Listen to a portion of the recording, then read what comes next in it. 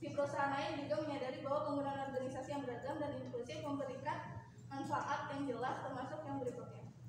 Yang pertama itu ada penggunaan bakat karyawan yang lebih baik. Perusahaan dengan talenta terbaik adalah perusahaan yang dengan keunggulan kompetitif terbaik. Menarik tenaga kerja yang beragam saja tidak cukup. Pemimpin juga harus memberikan peluang karir dan kemajuan bagi wanita. Seorang berkulit berwarna dan karyawan lain dari kelompok yang kurang disetujui untuk dipertahankan mereka. Nah, yang kedua itu ada peningkatan pemahaman tentang pasar. Tenaga kerja yang beragam namun mengantisipasi dan menanggapi perubahan kebutuhan konsumen. Ford Motor Company contohnya itu menyadari bahwa mereka dapat mencapai tujuan bisnisnya hanya jika menciptakan tenaga kerja yang mencerminkan keragaman wajah negara. Jadi Ford bekerja untuk meningkatkan persentase tenaga kerja yang dari kelompok yang kurang terwakili menjadi setidaknya 25% dan untuk menumbuhkan budaya inklusi. Selanjutnya perusahaan mengangkat tempat di 40 perusahaan terbaik untuk keragaman. Nah, yang ketiga itu ada peningkatan keluasan pemahaman dan posisi. Belum selesai. Jadi katanya disuruh ke atas dulu aja absen gitu. Oh ya udah lagi diedarin. Lagi muter apa? Dalam perspektif mereka, menurut Neil Fitzgerald dari Unilever, permintaan bagi setiap bisnis yang beroperasi dalam lingkungan yang semakin kompleks dan berubah dengan cepat untuk menyebarkan berbagai talenta, untuk memberikan pengalaman yang luas tentang dunia dan lingkungan dan perpaduan nilai terbaik yang perspektif berbeda yang membentuk dunia itu. Yang keempat itu ada peningkatan kualitas pemecahan salting. Natif dengan latar belakang yang beragam membawa perspektif yang berbeda di dalam diskusi, yang kemudian menghasilkan ide yang lebih kreatif dan solusi yang lebih baik. Nah, yang terakhir itu mengurangi biaya terkait dengan omset tinggi, ketidakhadiran dan tuntutan hukum. Perusahaan yang mendorong keragaman dan inklusi mengurangi pergantian, ketidakhadiran dan resiko tuntutan hukum karena tanggung jawab keluarga berkontribusi pada pergantian dan ketidakhadiran. Banyak perusahaan sekarang menawarkan manfaat penitipan anak dan perawatan lansia, pengaturan kerja yang fleksibel, pilihan kerja jarak jauh dan pekerjaan paruh waktu untuk mengakomodasi tanggung jawab karyawan di rumah. Gugatan diskriminasi juga merupakan efek samping yang mahal dari lingkungan kerja yang diskriminatif. Selanjutnya jelaskan oleh rekan saya. Ya, sebentar. Saya review dulu.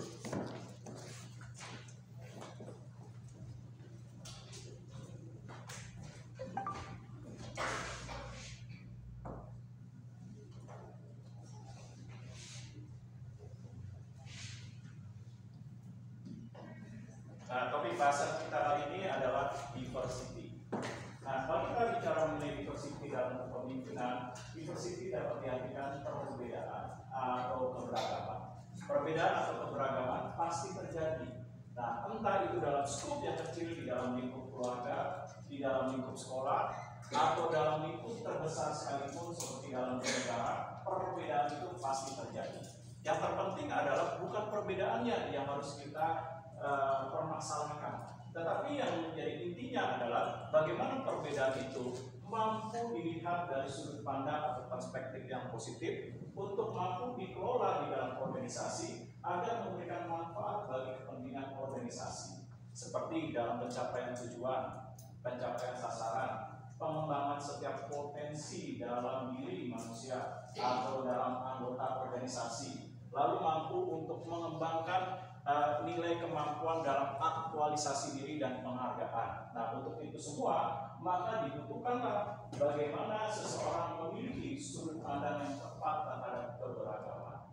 Nah, ketika kita salah dalam mengartikan keberagaman, akan timbul hal-hal yang negatif, seperti hancurnya organisasi, timbulnya perselisihan, lalu memberikan dampak terhadap hilangnya kepercayaan atau trust, dan mampu menghancurkan bentuk komunikasi atau kerjasama yang terjadi apabila diversity ini tidak mampu disikapi dengan baik. Tetapi kalau diversity ini mampu disikapi dengan baik atau dikelola secara tepat, pasti akan memberikan keuntungan bagi organisasi. Seperti apa? Perbedaan setiap potensi dalam anggota organisasi akan memberikan manfaat bagi apa? Pengembangan dalam perusahaan, seperti peningkatan terhadap kemampuan perusahaan dalam daya saing, lalu dalam pencapaian tujuan sasaran, peningkatan produktivitas, dan juga setiap para pekerja, manajer dan perusahaan dapat diaktualisasikan untuk peningkatan nilai kapasitas dan potensinya. Nah, apabila dengan catatan keberagaman dapat dikelola dengan baik. Nah, kalau kita bicara keberagaman bisa dilihat dari dua sisi. Yang pertama dari sisi tradisional. Nah, tradisional ini jangan diartikan keberagaman dari sudut pandang yang kuno atau tertinggal, atau boleh dikatakan ketinggalan zaman, atau boleh diistilahkan dalam bahasa Sunda bahwa bukan. Tapi tradisional ini adalah keberagaman yang biasa atau umum yang bisa dilihat secara kasat mata pada umumnya. Nah, seperti apa? Pertama, kalau secara tradisional kita bisa lihat dari etnis. Nah, di belahan dunia manapun pasti memiliki sebuah ciri khas terhadap nilai manusia. Salah satunya bisa dilihat dari etnis, suku. Seperti di Indonesia saja. Di Indonesia berdasarkan hasil penelitian dari sarjana antropologi atau peneliti antropologi menyatakan bahwa di Indonesia kurang lebih tersebar dari Sabang sampai Papua atau sampai Merauke. Di Indonesia ada 25.000 suku bangsa yang ada di Indonesia. Nah, ini menandakan bahwa keberagaman bisa dari tingkat suku bangsa atau suku atau etnis. Nah, di mana suku pasti memiliki ciri khas yang dibawa dari setiap suku yang berbeda. Entah itu tradisinya, entah itu bisa dinilai dari adat istiadat, tata bahasa, nilai etika, dan lain sebagainya. Nah, yang kedua apa nih kira-kira keberagaman dari sisi tradisional? Apa yang bisa kita lihat? Nah, kita bisa melihat dari sisi usia. Nah, bagaimana perbedaan nilai usia? Pasti terjadi perbedaan usia. Ada yang masuk dalam kategori usia remaja, dewasa, orang tua, atau usia anak-anak, atau usia dewasa muda, dan lain sebagainya. Nah, kalau perbedaan usia ini tidak mampu disikapi dengan baik, menimbulkan apa? Konflik, di mana generasi yang sudah lebih dahulu bisa saja merendahkan generasi yang baru. Nah, begitu juga sebaliknya. Nah, kalau ini tidak disikapi dengan baik. Nah, oleh sebab itu, keberagaman dari sisi usia harus dipandang dari nilai positif. Seperti apa? Misalnya, usia lebih tua bisa memberikan pengalaman sharing terhadap usia lebih muda. Bagaimana mereka sudah misalnya mengembangkan nilai potensinya, mengembangkan nilai karirnya, bagaimana menghadapi tantangan dalam hidup, dan lain sebagainya.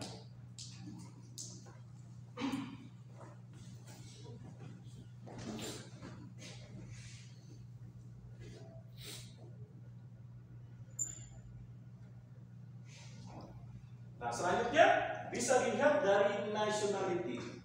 Nah, nationality ini apa? Keberagaman yang bisa kita lihat atau kita perhatikan dari sisi kebangsaan. Nah, pasti setiap manusia memiliki nilai kebangsaan yang berbeda-beda. Ada yang mungkin lahir dari bangsa Indonesia, ras Asia, ada yang mungkin lahir dari bangsa Eropa. Nah, ada yang mungkin lahir dari bangsa Afrika, dan lain sebagainya. Nah, keberagaman dari nationality atau kebangsaan ini harus bisa disikapi dengan baik. Seperti apa? Dengan keberagaman dari perbedaan terhadap nationality bisa membangun kerjasama di antara beberapa negara. Seperti apa? Membangun peradaban.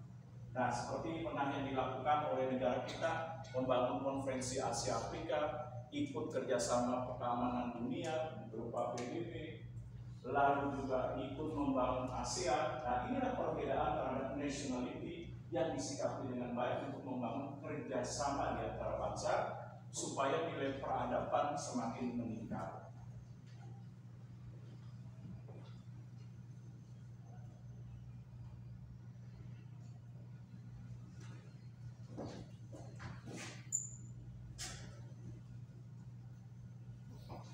Nah, selanjutnya bisa dilihat dari gender. Apa ini gender? Gender adalah perbedaan jenis kelamin antara pria atau wanita. Nah, bagaimana menyikapinya? Nah, ketika salah terhadap menyikapinya akan mengakibatkan apa? Terjadinya yaitu peran wanita akan dikerdilkan. Contoh seperti pada saat zaman sebelum kemerdekaan Indonesia, di mana peran wanita hanya dianggap sebagai cukup, hanya sebagai ibu rumah tangga. Tetapi ketika mulai ada kesadaran bahwa perbedaan jenis kelamin harus disikapi dengan baik, timbullah bagaimana tuntutan hak kesamaan terhadap pria yang dinamakan emansipasi wanita, yang dimana wanita diberikan kesempatan yang sama dalam hal apa? Meraih pendidikan, meningkatkan nilai karir, bisa berprofesi dalam bidang politik dan lain sebagainya.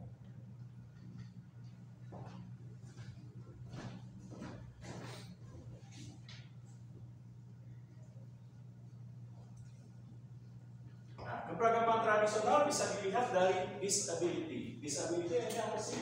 Yaitu orang-orang yang berkebutuhan khusus. Kalau di Indonesia disilahkan dalam kosakata bahasa Indonesia adalah tunanetra, tunawicara, tunadaksa, tunagrahita, dan lain sebagainya. Nah, orang-orang yang berkebutuhan khusus juga sama. Mereka juga ingin diperlakukan seperti layaknya manusia pada umumnya atau secara normal. Mereka ingin mendapatkan pekerjaan yang layak dan pantas, pengembangan nilai karir, pengembangan nilai potensi diri, lalu bagaimana mereka juga ingin memperoleh pendidikan yang layak. Nah, itu semua, ini semua pasti diinginkan. Oleh sebab itu, bagaimana orang yang berkebutuhan khusus ini diperlakukan secara tepat. Nah, dilihat dari disability.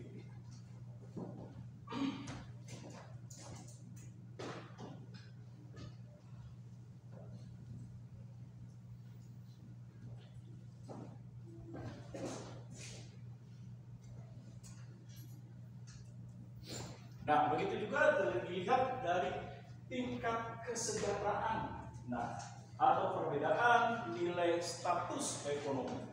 Nah, bagaimana perbedaan atau diversity dilihat dari status ekonomi? Nah, mampu tidak disikapi dengan baik ketika terjadi perbedaan status ekonomi. Nah, ketika status ekonomi tidak disikapi dengan baik, apa dampak dari perbedaan tersebut? Pasti menimbulkan pertama konflik. Yang kedua, kelas ekonomi yang terpecah di dalam masyarakat. Lalu apa lagi? Menimbulkan permusuhan dan perselisihan, kedengkian. Lalu apa lagi? Rasa iri karena terlalu terjadi kesenjangan yang besar antara si kaya dan si miskin. Nah, ini semua bisa terjadi. Nah, oleh sebab itu, bagaimana menyikapi perbedaan kesejahteraan atau pay level dengan baik? Yaitu bagaimana membuka pola pemahaman secara tepat bahwa orang-orang yang diberikan privilege atau kesempatan yang baik dalam status ekonomi, bagaimana mereka harus berupaya membangun nilai ekonomi yang baik dalam tatanan masyarakat. Seperti apa? Tolong menolong. Lalu apa lagi? Kepedulian sosial dan lain sebagainya. Nah, dari tradisional ini, nanti keberagaman bisa mengalami pergeseran menjadi inclusion atau inklusif. Nah, apa saja keberagaman inklusif? Nah, ini dia. Inklusif itu keberagaman yang sifatnya khusus. Mengapa khusus? Karena terjadi perubahan di mana orang semakin sadar akan arti penting keberagaman. Nah, dilihat dari berbagai aspek atau sudut pandang yang berbeda, sehingga terjadi pergeseran terhadap nilai dimensi keberagaman menjadi semakin bertambah. Nah, apa saja? Ini dia.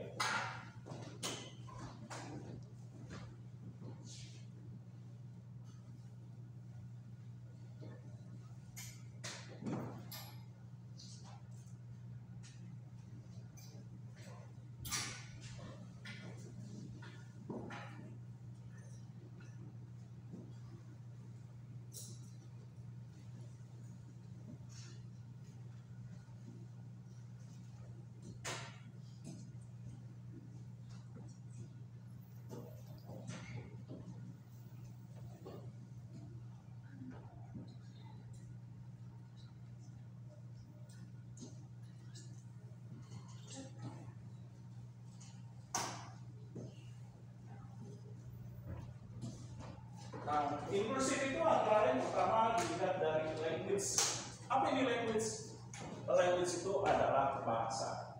Nah, jangan disalahartikan bahwa ketika kita Indonesia terdiri dari beberapa suku bangsa, ketika kita mengenal berbagai macam dialek, nah bukan berarti itu terjadi keanehan.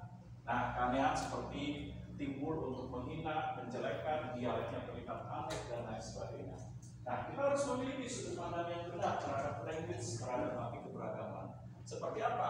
Seperti keberagaman terhadap bangsa, di mana Indonesia memiliki kurang lebih 25.000 suku bangsa yang tersebar dengan berbagai ragam bahasa. Ini bisa menjadi kekayaan bagi bangsa Indonesia.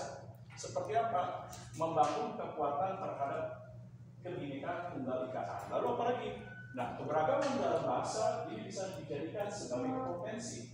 Potensi bagi apa? Pengembangan nilai wisata bagi Indonesia. Nah, jika apa? Jika keberagaman ini mampu dikelola secara tepat. Nah, begitu juga position. Seperti apa nih position? Yaitu nilai jabatan. Ingat, manusia bukan Superman. Sehebat apapun manusia, katakanlah pimpinan, direktur utama, ketua menteri, presiden, dan lain sebagainya, pasti membutuhkan orang yang di bawahnya. Tidak mungkin manusia bisa melakukan pekerjaan seorang diri. Contoh misalnya, ketua yayasan Trisakti ini, apa mampu mengelola sendiri? Dimulai dari dia bersihin kampus sendiri, dia kelola keuangan sendiri, dia ngajar sendiri dari akuntansi sampai manajemen semester 1 sampai semester 8, ketua yayasan sendiri. Lalu dia atur pembagian kelas.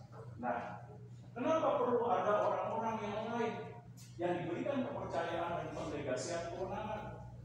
Nah, karena kenapa? Karena kita manusia punya keterbatasan walaupun ada keunggulan atau kekuatan. Nah, sehingga dalam perbedaan posisi atau posisi dalam pekerjaan atau jabatan, sikapilah dengan baik untuk apa? Untuk bekerja sama, membangun nilai efektif, menciptakan kinerja, meningkatkan produktivitas, dan lain sebagainya.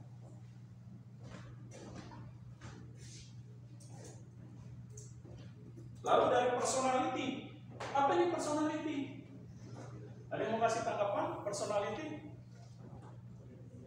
Ya? Oke, seperti apa kepribadian kalau dilihat dari sudut pandang keberagaman diversity? Nah, setiap manusia pasti memiliki nilai keunikan terhadap personality, di mana personality manusia itu berbeda satu sama lain. Nah, jangankan di dalam lingkup seperti dalam kampus, lingkup dalam masyarakat, atau dalam lingkup perusahaan, dalam lingkup terkecil sekalipun keluarga, walaupun dilahirkan dalam satu ibu yang sama, pasti memiliki perbedaan.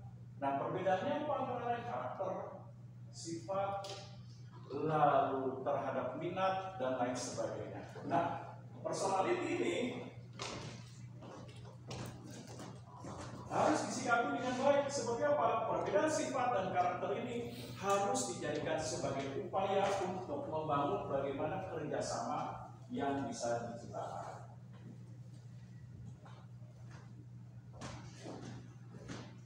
Nah, lalu work style. Nah, seperti apa nih work style? Gaya hidup atau cara kerja, work style. Nah, seperti apa nih? Keberagaman dilihat dari work style. Ya, yang belakang baju biru namanya siapa? Hah?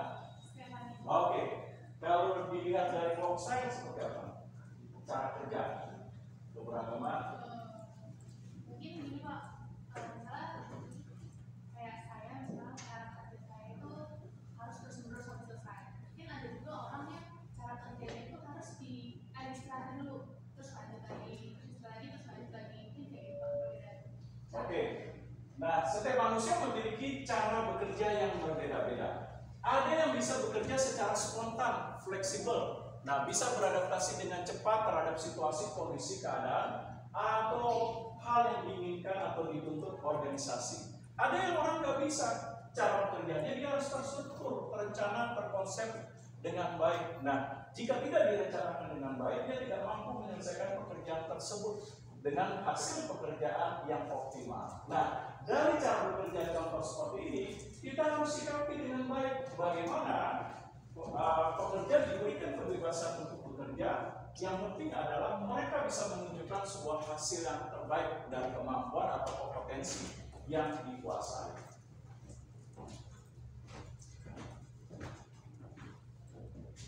Nah, lalu kompetensi. Nah, di sebelahnya, nah sebelah kanan, ya. Nah, seperti apa tuh perbedaan dilihat dari kompetensi? Kompetensi ini dari skillnya Pak. Oke. Misalnya kan ada yang mungkin skillnya lebih public speaking, ada juga yang mungkin kalau public speaking berarti dia bisa tampil di depan, ada juga yang nggak bisa tampil di depan. Oke, nah setiap manusia memiliki nilai kompetensi yang berbeda-beda. Nah, setiap kompetensi ini harus saling melengkapi satu sama lain. Nah, kompetensi ini bisa dibangun dari 9 bentuk nilai kecerdasan manusia. Ada yang kecerdasan bersifat deduktif, ada yang induktif, kecerdasan bersifat artistik, kecerdasan linguistik, kecerdasan yang bersifat kuantitatif, ada yang kecerdasan spasial, ada yang kecerdasan yang bersifat memori. Nah, setiap manusia pasti memiliki kecerdasan yang berbeda-beda. Seperti contoh satu lagi kecerdasan kinestetik. Kita tidak bisa memaksakan. Misalnya ada yang menguasai terhadap bidang kuantitatif. Nah, kita tidak bisa memaksakan orang harus memiliki kemampuan dan keterampilan yang sama kita miliki dalam bidang kuantitatif. Nah, ada juga orang yang menguasai dalam bidang kualitatif seperti ilmu hukum, sosiologi, antropologi, dan lain sebagainya. Nah, yang terpenting bagaimana perbedaan terhadap kemampuan ini mampu dikelola secara tepat sesuai dengan bidang-bidangnya masing-masing agar nantinya berpotensi bagi organisasi dalam pencapaian tujuan.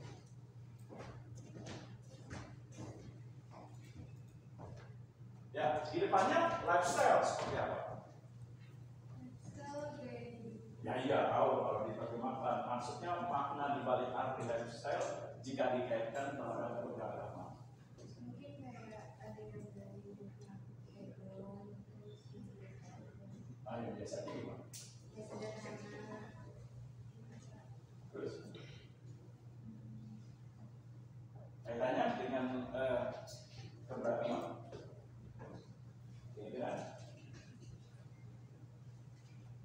Oke, setiap orang punya gaya hidup yang berbeda-beda. Nanti tadi gaya hidup dalam konteks misalnya tadi sederhana atau hedon, dalam konteks yang lebih luas lagi gaya hidup masyarakat perkotaan seperti apa, gaya hidup masyarakat pedesaan. Nah, lalu kalau dikaitkan dengan keberagaman seperti apa?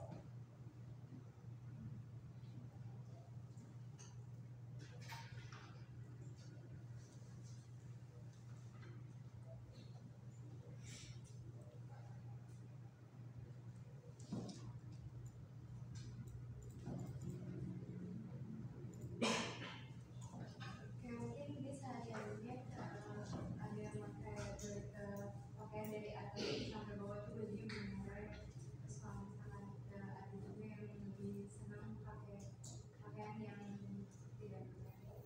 Oh, tidak bermerek dengan bermerek. Oke. Nah, ketika orang diberikan sebuah nilai terhadap lifestyle, misalnya gaya hidupnya, nah dia masuk terhadap gaya hidup yang boleh dikatakan ekonomi menengah atas. Nah, tetapi ingat, dalam gaya hidup masih ada masyarakat yang hidup dalam golongan ekonomi menengah bawah. Nah, oleh sebab itu keberhasilan yang telah dicapai itu kita harus respect, peduli terhadap orang lain. Contoh misalnya, diberikanlah anugerah oleh Tuhan dari hasil kerja keras kekayaan yang berlebih. Nah, bukan berarti untuk melecehkan orang-orang yang berada golongan ekonomi yang lebih rendah, seperti menganggap orang lain tidak bekerja keras, menganggap orang lain malas, menganggap orang lain tidak berpotensi, lalu merendahkan orang lain bahwa keberhasilan dan kesuksesan hanya dinilai semata-mata dari faktor material. Nah, padahal kalau kita mau lihat jujur, banyak orang yang lebih kaya. Contoh satu, nah kalau saya sebutkan, kalian pasti tahu Mother Teresa. Dia lahir dari golongan bangsawan orang Inggris. Nah, orang yang salah satunya orang terkaya di dunia, tapi dia melepaskan kekayaannya, dia menjadi seorang misionaris, yaitu orang yang bekerja dalam bidang sosial untuk membantu orang-orang yang berpenyakit kusta. Bahkan kekayaannya dia alihkan seluruhnya untuk membangun rumah sakit di India. Nah, lalu apalagi yang kedua? Nah, contoh yang kedua yaitu pendiri daripada Microsoft. Nah, dia memberikan hampir 95% kekayaannya terhadap yayasan sosial. Dia hanya berikan 5% hanya untuk anaknya. Nah, ini menandakan bahwa ketika seseorang yang sudah mencapai kesuksesan dan kemapanan dalam gaya hidup, tetap masih ada kepedulian terhadap nilai-nilai sosial yang dibangun, terhadap perbedaan, terhadap gaya hidup berdasarkan dari status ekonomi. Nah, lalu apa lagi? Nah, Anda lihat salah satunya Yusuf Hamka. Nah, yang dikatakan pengusaha atau rajanya jalan tol, di mana hampir seluruhnya 85% dia pegang saham tol yang ada di Indonesia. Nah, termasuk saham GLLAJ. Tapi apa yang dikatakan? Nah, bahkan dia menggunakan atribut-atribut yang dimiliki dengan sederhana. Nah, bahkan dikatakan pada saat wawancara, nah, Pak, panggilan akrabnya Pak Alun, jam tangannya berapa? Saya mah jam tangan apa yang mahal-mahal 40.000 juga jadi, dikatakan seperti itu. Lalu kalau makan ya bagaimana Pak? Saya mau makan yang mudah-mudah saja, makan di warteg pun jadi. Nah, asal wartegnya bersih, nah saya bebas bisa angkat kaki. Nah, ini menandakan apa? Bahwa perbedaan terhadap nilai gaya hidup, nah jangan diupayakan untuk memandang rendah terhadap orang dalam perbedaan gaya hidup yang lebih rendah. Seperti misalnya dari nilai ekonomi. Nah, tapi bangunlah nilai apa? Respect, kepedulian, rasa empati, berupaya untuk membantu orang lain dengan nilai sosial dan kemanusiaan yang dibangun, dan lain sebagainya. Nah, saya stop dulu. Ada pertanyaan kira-kira? Nah, kalau tidak ada, saya lanjutkan. Nah, kalau keberagaman atau diversity ini tidak disikapi dengan baik, akan memberikan sebuah perlakuan yang salah terhadap apa? Sikap yang ditunjukkan. Antara lain, pertama ada pressure. Nah, ada yang tahu pressure? Ada yang tahu? Pressure? Nah, coba nih pressure. Harus bisa, bukan mantan mahasiswa saya. Coba. Dulu apa? Bisnis internasional. Oh ya, yuk. Ini bisnis internasional. Boleh saja bisa. Nah, apa nih pressure?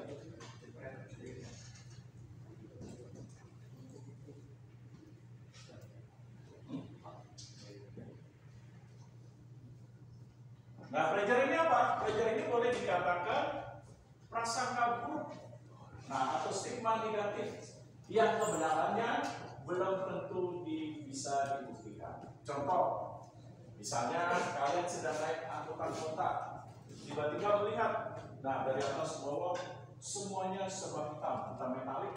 Nah, lalu pada saat itu timbul kecurigaan. Nah, kecurigaan yang berlebihan. Nah, tas yang kita pegang itu kita perlu pengantar, kita lihat dari atas ke bawah, kita perhatiin orang tersebut. Nah, rasa takut yang berlebihan, padahal belum tentu kebenarannya bisa dibuktikan secara nyata atau faktanya. Nah, ini dia pressure.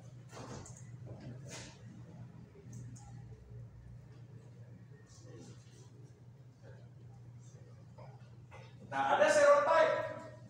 Ada yang tahu stereotype? Nah, coba nih, namanya siapa? Biar saya kenal juga. Kalau ketemu di jalan kan bisa ngobrol. Namanya? Oh, menurut dia apa itu stereotype?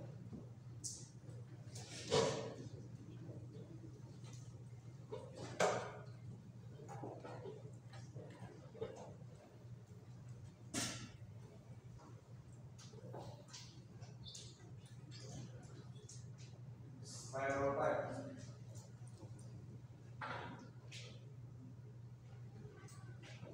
Ya, silakan Nadia. Kalau dari yang saya baca, stereotip itu kayak keyakinan yang negatif. Oke, stereotype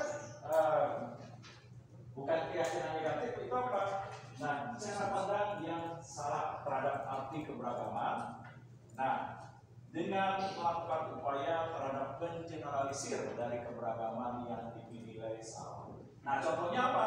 Misalnya, kita sering melihat dalam suatu berita bahwa misalnya, mohon maaf, suku Betawi itu identik pasti dengan malas, nggak mau kerja, sukanya kalau punya tanah luas dijualin aja. Nah, lalu kita mengeneralisir, kita menilai bahwa keseluruhan suku Betawi pasti seperti itu. Nah, kalau kita sudah melakukan seperti itu, berarti stereotip. Banyak juga kok tokoh-tokoh dari orang Betawi yang dia rajin, semangat, bahkan menjadi tokoh masyarakat banyak. Nah, kalau seperti itu, berarti kita sudah melakukan stereotip. Nah, contoh yang pernah terjadi dalam stereotip dalam skup yang besar adalah seperti negara Malaysia yang pernah memandang Indonesia selalu sebelah mata, yang disebut sebagai ignorant. Nah, dibilang bangsa yang terbelakang, kalau tenaga kerja yang selalu diekspor adalah tenaga kerja pembantu, kuli. Nah, ini menimbulkan stigma negatif dari orang Malaysia terhadap upaya menilai bangsa Indonesia. Nah, ini contohnya. Padahal banyak juga yang kita lihat di berita, orang-orang Indonesia sukses juga di Eropa, di Amerika, bahkan di Jepang sebagai pekerja-pekerja profesional dalam bidangnya.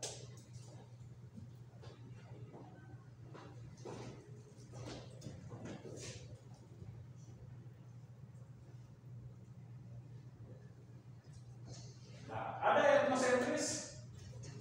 Nah, siapa nih etnosentris? Bumi Selewek nih, apa nih? Sule. Apa nih etnosentris? Itu mereka di suatu suku atau mungkin suatu budaya menganggap mereka itu lebih baik daripada suku lain. Oke, menilai dan memandang keberagaman bahwa keberadaan dirinya dari suatu suku, etnis, bangsa atau nationality menganggap lebih tinggi dibandingkan orang lain. Nah, contohnya apa? Nah, dari aja dulu. Nah, contohnya apa? Etnosentris. Contoh orang Jepang tuh pada saat Perang Dunia Kedua menganggap dirinya adalah superior. Nah, negara matahari terbit. Nah, mampu menguasai hampir seluruh Asia. Nah, tapi apa kesombongannya? Karena kesombongan bangsa Jepang itu menghancurkan bangsanya sendiri. Yaitu apa? Buktinya. Nah, buktinya pada saat pada tanggal 15 sampai dengan 16 Agustus, Jepang kan akhirnya dibom oleh Amerika karena arogansinya dalam menjajah bangsa-bangsa di Asia. Nah, sehingga pada saat itulah karena kesombongan bangsa Jepang, arogansinya, sehingga dua kota harus hancur di bom atom Hiroshima dan Nagasaki. Nah, ini contoh dari etnosentris. Lalu ada glass ceiling. Ada yang tahu glass ceiling? Glass ceiling? Nah, ini kayaknya juga bekas mahasiswa saya juga. PO sistem nasional. Oh, PO coba glass ceiling.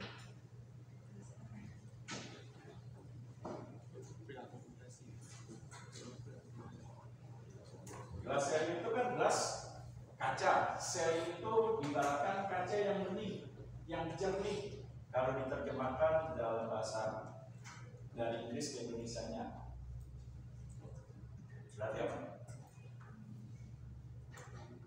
Kalau diterjemahkan langsung dari kata, berarti kaca yang jernih atau yang bersih, yang terlihat transparan.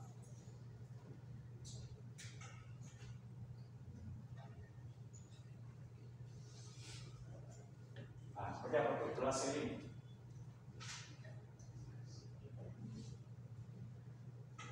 Ya, ini coba. Ayo.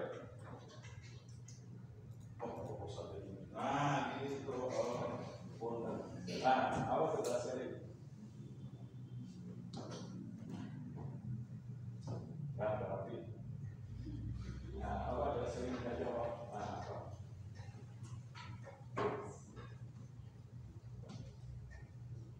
Apa? Sejenis misro, jomblo, apa? Belas sharing.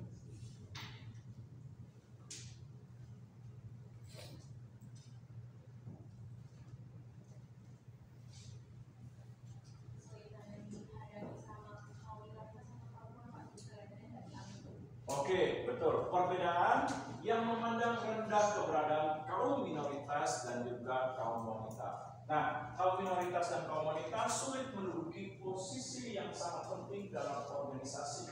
Kalaupun mereka berhasil menduduki posisi yang tinggi dalam organisasi, nah itu harus melampaui atau double terhadap kemampuannya atau double terhadap performance-nya yang ditunjukkan. Walaupun peraturannya tidak ada. Contoh di Amerika, ketika Menteri Pertahanan wanita diangkat Condoleezza Rice pada zaman Presiden Barack Obama, dia wanita berkulit hitam, pertentangannya sangat luar biasa.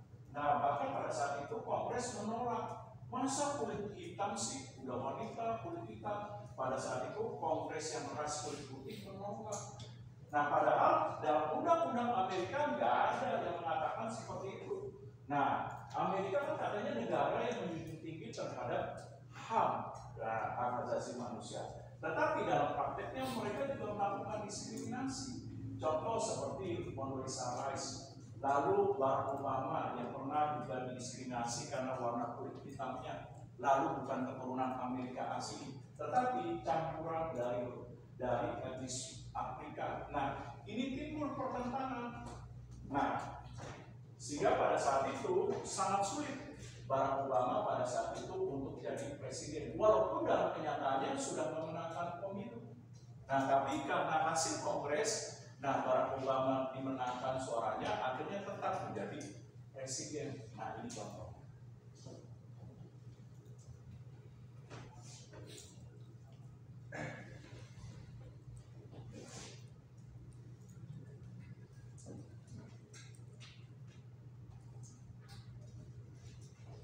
Lalu ada opportunity gap, ada yang tahu opportunity gap?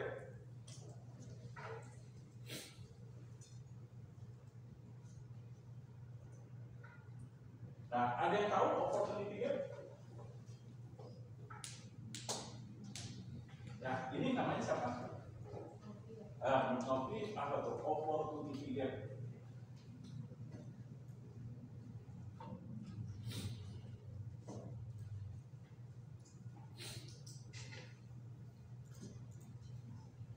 Opportunity gap.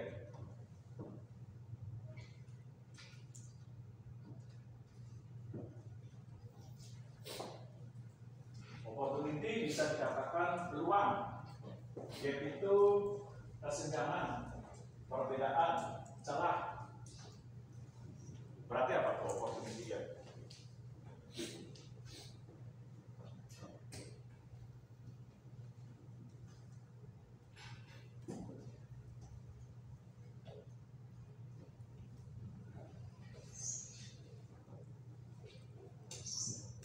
Apa deh opportunity gap?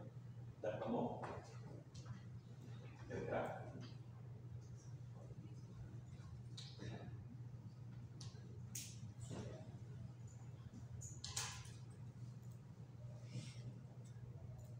Seperti contoh, Anda bekerja nih, sudah punya pengalaman, prestasi bagus, lalu juga sudah menunjukkan dedikasi, loyalitas, lalu performance Anda sudah tunjukkan, lalu kerja dengan kesetiaan juga sudah ditunjukkan, tetapi hanya kurang satu saja, yaitu untuk menjadi pimpinan atau kepala wilayah, nah atau mungkin menjadi supervisor, misalnya di Bank Mandiri atau BRI, kurang satu persyaratan, misalnya ijazah S2 dituntut oleh beberapa perusahaan, akhirnya Anda tidak dipromosikan. Nah, padahal faktor-faktor lain sudah memenuhi itu, dari loyalitas, prestasi kerja, dedikasi, tapi hanya kurang satu saja dari persyaratan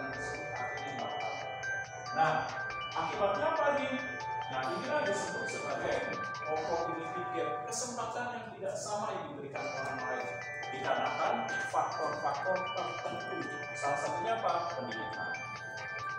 Nah, ada pertanyaan kira-kira? Ada pertanyaan? Nah, kalau tidak ada, nah saya lanjutkan sedikit lagi.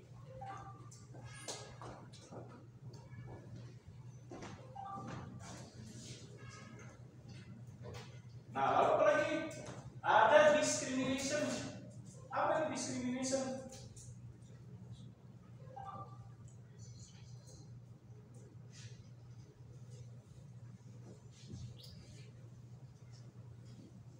Nah, ada yang tahu discrimination?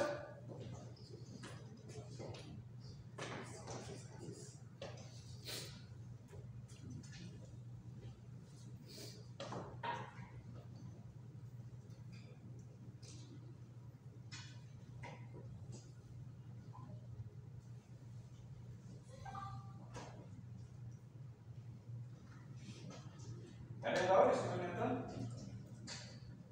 Discrimination?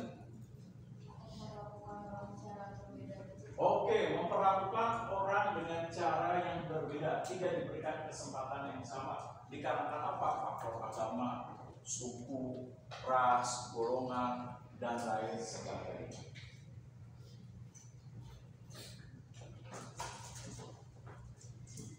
Nah, lalu kalau unequal expectation, apa tuh? Unequal expectation. Kira-kira apa?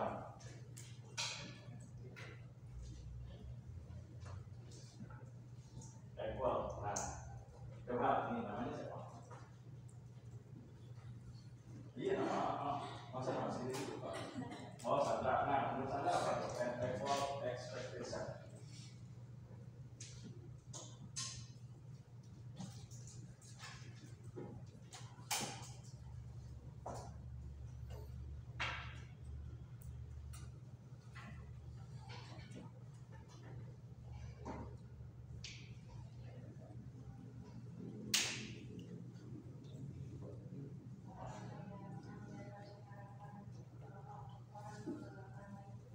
Oke, nah kesempatan yang tidak sama terhadap nilai harapan bagi seseorang seperti apa? Seperti misalnya orang miskin atau di bawah golongan ekonomi menengah sulit sekali untuk merubah nilai harapannya dalam perolehan pendidikan, mendapatkan pekerjaan yang lebih bagus, mendapatkan akses kesehatan yang lebih baik. Nah ini dia contohnya unequal, yaitu keberagaman di mana orang yang golongan ekonomi menengah bawah seperti orang miskin, nah itu sulit untuk mendapatkan perbaikan terhadap nilai harapan, baik kesejahteraan, peningkatan pekerjaan atau posisi, atau terhadap pendidikan dan lain sebagainya. Nah, timbul pertanyaan kalau begitu, bagaimana keberagaman yang terjadi pada saat ini? Today of diversity. Nah, bagaimana? Kira-kira keberagaman yang terjadi.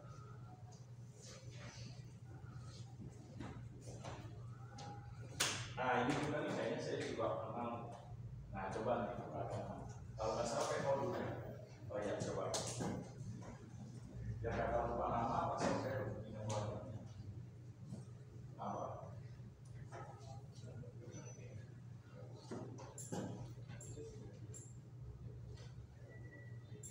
Nah, bagaimana keberagaman pada saat di era sekarang ini, di era globalisasi, bagaimana sih keberagaman?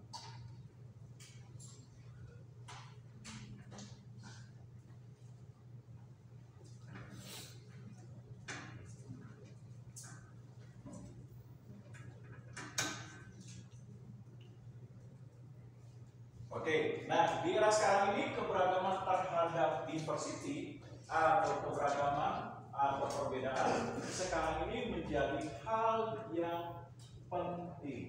Nah, di mana beberapa negara-negara mulai menyoroti terhadap arti keberagaman. Seperti contoh di negara Timur Tengah, Arab Saudi, di mana sekarang negara Timur Tengah, Arab Saudi sudah memberikan kesempatan yang sama terhadap wanita. Seperti wanita sekarang boleh nyetir di Arab Saudi. Wanita sekarang di Arab Saudi sudah boleh bekerja. lalu sudah boleh keluar malam dan lain sebagainya. Nah, bahkan di beberapa negara-negara Eropa keberagaman mulai ditingkatkan, seperti walaupun sekarang masih menjadi pertentangan antara golongan yang bersifat sekularisme atau sekular dengan golongan yang berdasarkan dari nilai agama, yaitu bahwa orientasi seksual seperti LGBT. Nah, ini mereka juga mengajukan tuntutan terhadap nilai keberagaman dalam mendapatkan pekerjaan, dalam mendapatkan karir, penghidupan yang layak. Mereka menginginkan diperlakukan sama. Nah, ini mulai terjadi aksi demonstrasi yang ada di Eropa. Nah, lalu apalagi seperti di Myanmar dan Kamboja sekarang, bagaimana keberagaman sudah mulai diperhatikan, seperti adanya undang-undang bahwa tenaga kerja wanita mendapatkan upah yang sama, yang selayaknya dengan pria, baik itu upah, gaji, bonus insentif maupun terhadap hari atau jam ataupun waktu cuti. Nah, saya stop dulu sebelum saya berikan ke kelompok. Ada pertanyaan kira-kira terhadap keberagaman?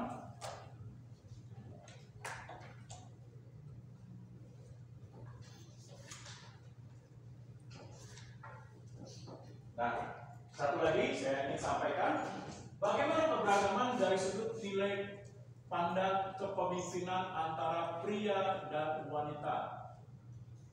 Dilihat dari nilai kepemimpinan.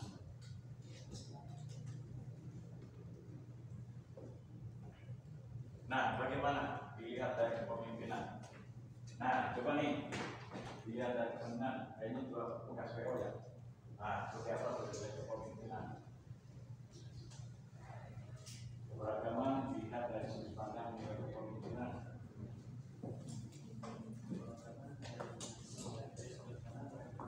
Antara pria dan wanita.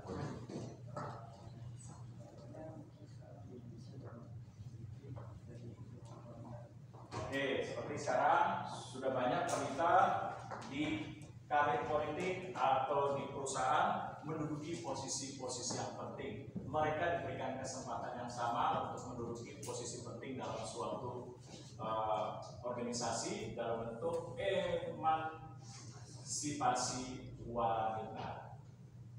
Nah, kira-kira apa nih supaya kepemimpinan pria dan wanita bisa memimpin? Pasti ada keunggulannya. Kira-kira apa nih keunggulan kepemimpinan wanita berdasarkan gender? Apa keunggulannya? Keunggulan. Oke, biasanya kepemimpinan wanita umumnya apa? Biasanya dia mudah untuk bekerja sama.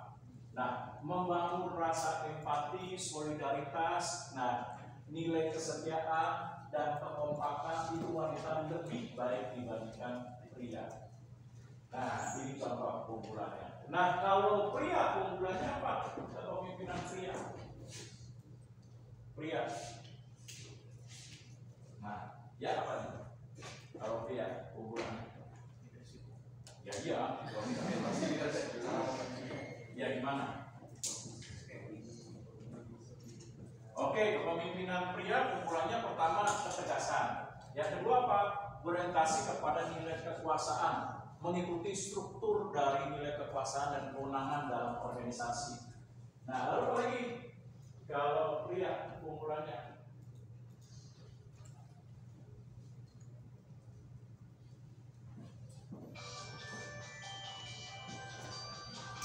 benar ya?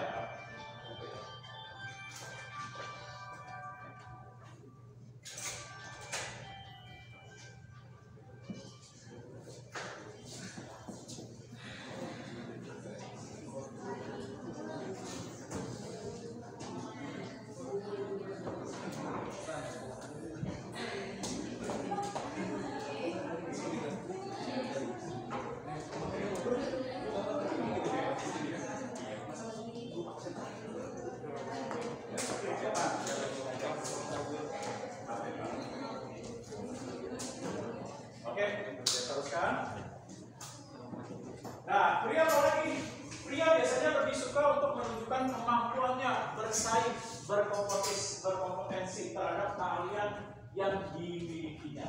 Nah, ini dia.